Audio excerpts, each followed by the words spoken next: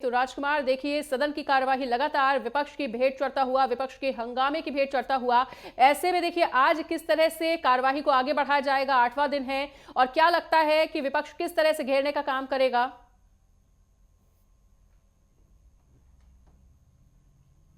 देखिए मनीषा, प्रयास तो ये है कि सदन की कार्रवाई जो है वो यथावत चले।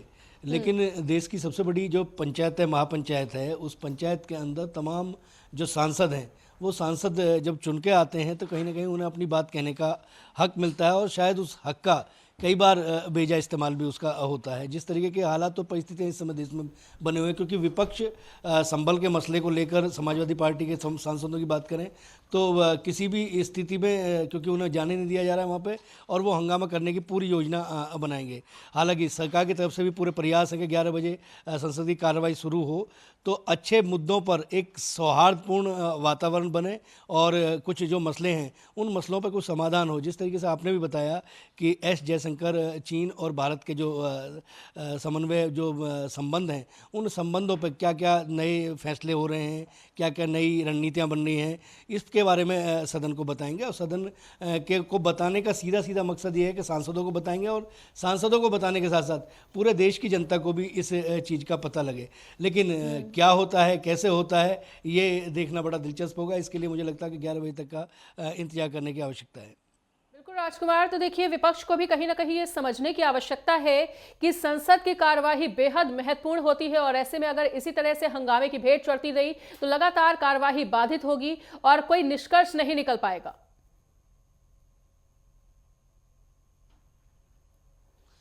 बिल्कुल, देखिए सदन जो बना है, सदन इसी के लिए बना है कि नए कानून बने, नए नियम बने।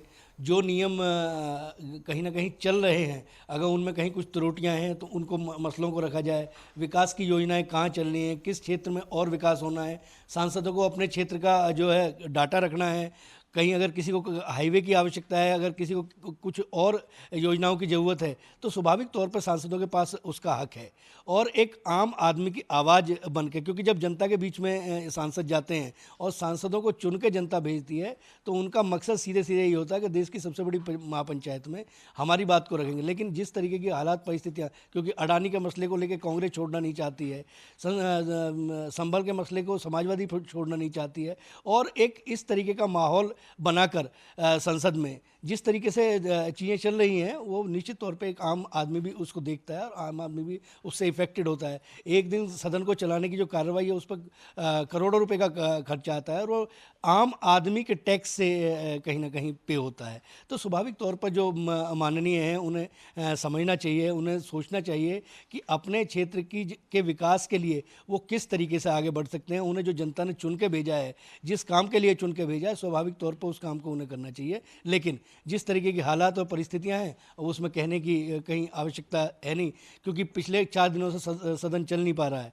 आज सदन को चलाने की जो योजना है वो केवल इस तरीके की योजना है कि ताकि कुछ अहम मुद्दों पर चर्चा हो, सदन में लोग अपनी बात रखें। जो सांसद हैं, अगर उन सांसदों का कोई विरोध है तो उस विरोध को वो कहीं ना कहीं दर्ज कराएं। लेकिन जिस तरीके से हंगामा और वेल में आकर चीज़ें होती हैं, तो आज भी संभावना जानकार जो है वो यही मान के चल रहे हैं कि आज भी सदन जो है वो कहीं ना कहीं हंगामे से भरपूर रहेगा। बिल्कुल राजकुमार, तो देखिए हंगामा तो होने के पूरे पूरे आसार बने हुए हैं, लेकिन क्या कार्यवाही को स्थगित करना ही किसी मुद्दे का निष्कर्ष हो सकता है? क्योंकि देखिए अगर इसी तरह से कार्यवाही बाधित होती रही, इसी तरह से कार्यवाही स्थगित होती रही तो करोड़ों रुपए ऐसे ही खर्च होता जाएगा, और जैसा कि हमने पहले भी बताया कि निष्कर्ष कुछ नहीं निकलेगा।